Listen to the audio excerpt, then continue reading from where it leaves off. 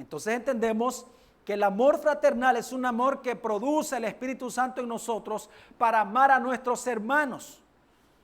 Usted no puede decir que ha nacido de nuevo, pero que solamente le importa su vida, que solo le importan sus problemas, que solo le importan sus necesidades y no la de los demás. El Evangelio de Cristo no funciona de esa manera, no funciona así, no es lo mío, sino lo nuestro, sino lo que pertenece a la iglesia. Es más, todo lo que el Señor lo da para que nosotros lo compartamos con el cuerpo. Es más, cuando hablamos de los dones del Espíritu Santo no le pertenecen a los miembros, sino le pertenecen al cuerpo completo. O sea que, por eso el apóstol Pedro dice que cada uno debe de ministrar los dones a sus hermanos, porque así seremos buenos administradores de la multiforme gracia de Dios. O sea que los dones suyos me pertenecen a mí y los míos le pertenecen a usted. Nadie puede decir mi don. No, no es así. Todo es del cuerpo de Cristo. Amén. Ahora, una pregunta muy seria que quiero hacerle. ¿Considera usted a todas las personas de esta congregación como sus hermanos? ¿Realmente considera que son sus hermanos? O dice, algunos son mis hermanos, otros tal vez primos. Otros de vecinos quizás. No, pero todos los que estamos en esta congregación debemos de considerarnos hermanos, y no solamente esta congregación, sino de diferentes denominaciones, porque a veces preguntamos, ¿y vos de qué iglesia sos? Entonces la pregunta es, ¿cuántas iglesias hay? ¿Cuántas iglesias hay? Una sola iglesia. Diferente es, ¿y vos de qué congregación sos? Esa debería ser la pregunta correcta. ¿O de qué denominación sos? Por eso una de las cosas que yo menos hago en esta vida es hablar de denominaciones, porque eso lo que hace es dividir la iglesia. ¿Y vos qué sos? Yo soy pentecostal. ¿Y vos qué sos? Yo soy bautista. ¿Y vos sos reformado? ¿Y vos deformado? Pero algo son. Denominaciones. ¿Qué somos nosotros? Somos cristianos. Usted no mira a los primeros que dicen, bueno, ¿vos qué sos? No, yo soy bautista, yo soy, no. Pues el apóstol Pablo los confronta y dicen, unos dicen yo soy de Pablo, otros dicen yo soy de Apolos, otros dicen yo soy de Pedro, de Cefas. ¿Cómo es eso? ¿Acaso Pablo fue crucificado por ustedes? ¿Acaso fue crucificado Apolos por ustedes? Solamente el Señor Jesús fue crucificado por nosotros. Amén. Por eso debemos de considerar a todas las personas de nuestra congregación como nuestros hermanos. Porque a veces solo vemos a algunos. Ahora, entiendo que no todos nuestros hermanos pueden ser nuestros amigos. Amén. Eso es algo diferente. Pero aunque no sean nuestros amigos, porque entendemos que la relación de amistad es una decisión nuestra. Es difícil decir yo soy amigo de todos. No es cierto. No, o sea, el Señor nos manda a amarnos, a ayudarnos, a soportarnos.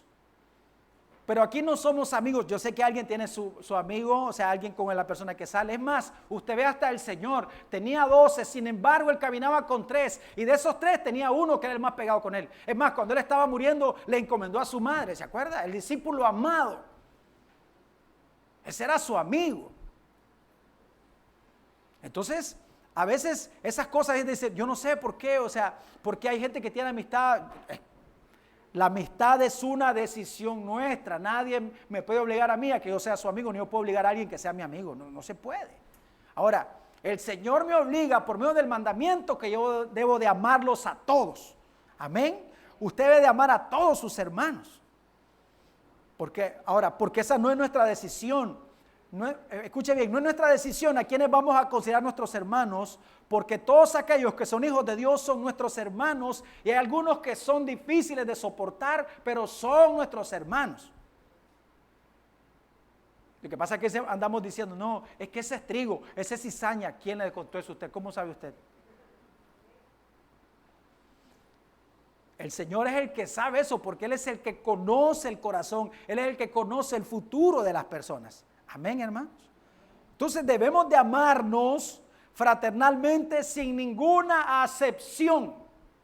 Amén. Ahora, creo que en el sentido natural lo más terrible, lo más lamentable que podemos ver es cuando hay hermanos que se odian. Me imagino que para una madre debe ser horrible ver esos pleitos de hermanos que se odian, que se aborrecen y hasta se matan entre ellos. A veces hijos nacidos del mismo padre, de la misma madre, no se soportan. Hay algunos que hasta se matan entre ellos mismos. Eso es una cosa terrible. Por eso vemos el primer homicida de la historia. Tuvo terribles consecuencias para él porque mató a su propio hermano y el Señor le puso una marca de asesino, de mata hermano. A lo menos así aquí a la frente, mata hermano. Dice la Biblia que Esaú odiaba a su hermano Jacob y se consolaba con la esperanza de matarlo cuando su padre muriera. ¿Ha leído usted esa historia? Dice la Biblia que los hijos de Jacob odiaban a José su hermano. Pero hay uno que se llama Abimelech, ese sí que la sacó del estadio. Ese era hijo de Gedeón con una mujer ramera. Y dice que ese hombre mató a 70 de sus propios hermanos sobre una misma piedra. Ve a los hijos de David, bueno, se mataron entre ellos mismos. Absalón mató a Amnón, después Salomón mandó a matar a Adonías. Pero más terrible que la falta de amor y el odio entre hermanos de sangre, más terrible es la falta de amor entre hermanos de la fe. Es más terrible el odio entre hermanos de la fe. Eso es horrible. ¿Por qué? Porque somos nacidos de nuevo, porque tenemos al Espíritu Santo en nuestra vida, porque es un hijo de Dios. Hermanos, es terrible esas cosas. Qué terribles son las calumnias entre hermanos de la fe. Levantarle un falso a un hermano de la fe, hermano, es una cosa terrible. Hay que tener un corazón lleno de porquería para levantar una calumnia a un hermano. Para levantarle un falso, hermano. Es terrible la falta de perdón entre hermanos de la fe. Qué terribles son los chismes entre hermanos de la fe. Por eso dice la Biblia en el Antiguo Testamento, no andarás chismeando entre tu pueblo, yo Jehová. Dios aborrece el chisme, hermanos. Digan amén, los chismosos. Los que saben que el chisme es pecado. Es que me confundí. Mira, hermano, digo que es más terrible, ¿sabe por qué? Digo que es más terrible, ¿sabe por qué? Porque usted y yo tenemos al Espíritu Santo en nosotros. Debemos de amarnos con amor fraternal, dice la palabra del Señor. Sin embargo, encontramos a través de la Biblia cómo hay situaciones difíciles y terribles a los que se ha enfrentado la iglesia y se sigue enfrentando. En 1 Corintios 6, del 1 al 8, oiga lo que dice la Biblia. ¿Osa alguno de vosotros cuando tiene algo contra otro ir a juicio delante de los injustos y no delante de los santos? ¿O no sabéis que los santos han de juzgar al mundo? Y si el mundo ha de ser juzgado por nosotros, ¿sois indignos de juzgar cosas muy pequeñas? Verso 3, ¿o no sabéis que hemos de juzgar a los ángeles? ¿Cuánto más las cosas de esta vida? Verso 4, si pues tenéis juicio sobre cosas de esta vida, ¿ponéis para juzgar a los que son de menor estima en la iglesia? Verso 5, para avergonzaros lo digo. Pues que no hay entre vosotros sabio ni aun uno que pueda juzgar entre sus hermanos, sino que el hermano con el hermano pleitee en juicio, y esto ante los incrédulos. Dice la Biblia que en los tiempos de Moisés, cualquier situación que enfrentaban entre judíos se resolvía entre judíos. Sin embargo, en los tiempos que el apóstol Pablo escribe esto, los griegos tenían la costumbre de por todo ir a juicio. Entonces, esto se había metido en la iglesia y entonces los problemas que tenían en la iglesia los ventilaban en los tribunales griegos, en los tribunales romanos. Es una cosa terrible eso. Y dice el verso 6, sino que el hermano con el hermano pleitee en juicio, y esto ante los incrédulos. Así que, por cierto, ya una falta en vosotros que tengáis pleitos entre vosotros mismos. ¿Por qué no sufrir más bien el agravio? ¿Por qué no sufrir más bien el ser defraudados? Pero vosotros cometéis el agravio y defraudás, y esto a los hermanos. Oiga eso, y a sus propios hermanos en la fe. 1 Corintios capítulo 6, 7 al 8 de la versión de la popular dice, en realidad, ya es una grave falla el solo hecho de que haya pleito entre ustedes.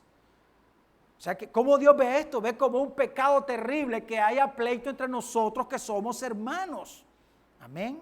Después dice, ¿no sería mejor soportar la injusticia? ¿No sería mejor dejar que los defrauden? Lejos de eso, son ustedes los que defraudan y cometen injusticia, y conste que se trata de sus hermanos.